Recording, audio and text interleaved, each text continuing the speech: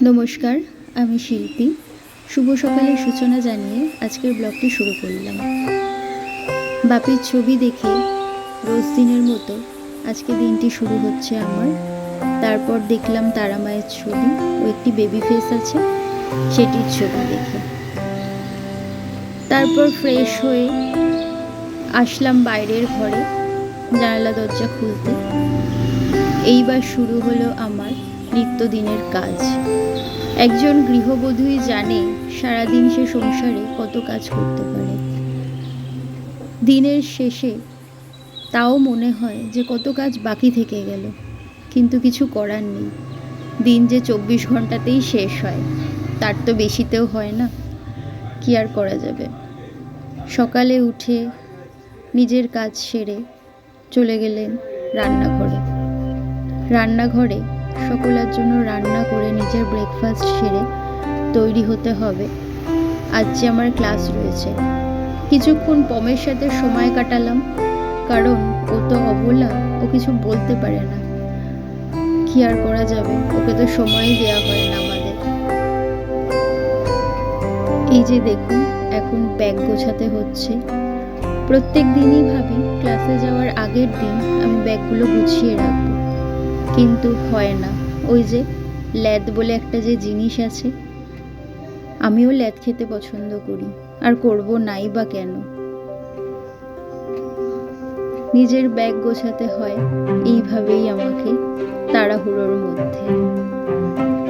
হয়তো কোনোদিন কোনো জিনিস মিস করে যাই, বা কোনো দিন এমনও হয় নিজের অজান্তেই ঠিকঠাক জিনিস ব্যাগের মধ্যে ভরে নিই।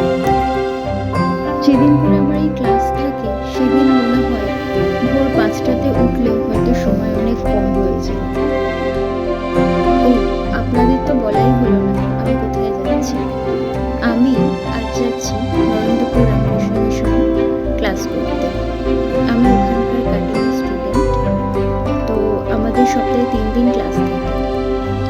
যেদিন আমার ক্লাস থাকে সেদিন চরম ব্যস্ততার মধ্যে আমার দিনটা শুরুই হয়। আগেই তো বললাম, যেহেতু সকাল 10টা থেকে আমাদের ক্লাস হয়, আর ফিরতে ফিরতে প্রায় দুপুর গড়িয়ে যায়।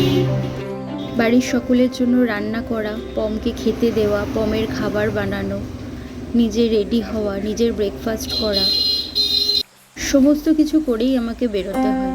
কারণ এই কাজগুলো যদি আমি পেন্ডিং রেখে বেরোই, বাবার ওপর খুব চাপ পড়ে যায়।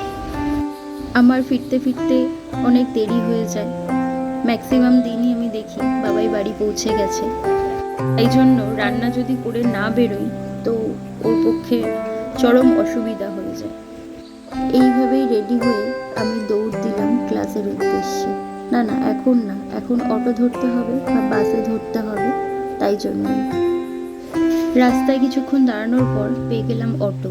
আজ আর বাস পেলাম না, কারণ হাতে সময়টা যে খুবই কম। ক্লাস থেকে বাড়ি ফিরতে আজ একটু দেরি হয়ে গেছিল। আজ ফিরেছিলাম বিকেলের দিকে। তাই সন্ধেবেলা বসে বসে আমি আর পম কিছুক্ষণ মুড়ি খাচ্ছিলাম। মুড়ি খেতে খেতে ঠিক করলাম যে কী কাজ পেন্ডিং আছে, তো আমাকে সেই মতো কাজ করতে হবে। রাতের রান্নাটাও রেডি করতে হবে, তাই রান্নাও বসাতে আমার একটু দেরি হয়ে গিয়েছিল। আমি বাড়ি থাকলে পম এইভাবেই আমার সাথে সারাক্ষণ থাকে। রান্না শেষ করে প্রায় 8টা বেজে গেল, আমি আমার নিজের কাজ নিয়ে বসলাম। একটা কুর্তি বানাচ্ছিলাম, বেশ কিছুদিন টাইম লাগছিল, কিন্তু তাও মনে হলো যে আজ কুর্তিটা শেষ করতেই হবে। কাটিং করাই ছিল, আজকে শুধু সেলাইটা বাকি ছিল। তাই ভাবলাম সেলাইটা আজকে শেষ করবই, কারণ নতুন বছরের রেজলিউশন যে নিয়েছি, কোনো কাজ আর পেন্ডিং রাখবো না। কুর্তিটা সেলাই করতে করতে বারবার ভুল হচ্ছিল, আর আমি খুলে ঠিক করছিলাম। একই জিনিস যখন বারবার হচ্ছিল, তখন মনে হলো, ইস, মানুষ যদি এমন পারত নিজের ভুলগুলো শুধরে বা ঠিক করে আবার পুনরায় নতুন করে সব কিছু শুরু করতে। কিন্তু তা যে হয় না বলা ভুল, কিছু কিছু ক্ষেত্রে সেটা আর হয়ে ওঠে না। জীবনের এই পর্যায়ে এসেও আমিও কিছু ভুল করি, শুধরে নিই, কিন্তু পুনরায় আর শুরু করতে পারি না। কারণ সময়টা যে আর থাকে না, সেই সময়টা যে আমরা পিছনে ফেলে আসি। তবে হ্যাঁ, একটা জিনিস ঠিক, ভুল থেকে মানুষ শিক্ষা নেয়। আমিও নিয়েছি। ভবিষ্যতে যদি কোনো ভুল করি, যদি কেন, ভুল তো অবশ্যই করব। সময় যত গড়ায় মানুষকে তত সিদ্ধান্ত নিতে হয়, তবে সেটা পরবর্তী সময় বলে দেয় ঠিক ছিল না ভুল ছিল। সিদ্ধান্তের ফলাফল যে কী হয় সেটা সময় আমাদের দেখিয়ে দেয়।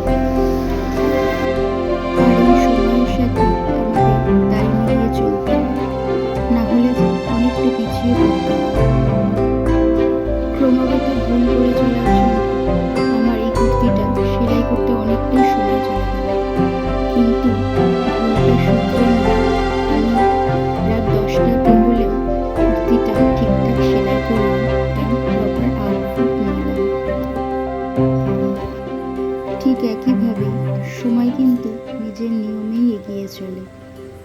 আমার বা আপনাদের বা সকলের ভুল সিদ্ধান্ত বা ঠিক সিদ্ধান্তের ওপর সে কিন্তু থেমে থাকে না। এভাবেই আজকের দিনটা কাটালাম। ব্লগটি যদি আপনাদের ভালো লাগে তাহলে চ্যানেলটিকে সাবস্ক্রাইব করে পাশে থাকবেন। ভালো থাকুন ও সকলকে ভালো রাখতে সাহায্য করুন। নিজের পরিবেশকে সুন্দর রাখুন, একে অপরের পাশে থাকুন। তবেই তো প্রত্যেকটা মানুষের জীবন সুন্দরভাবে গড়ে উঠবে। Good night.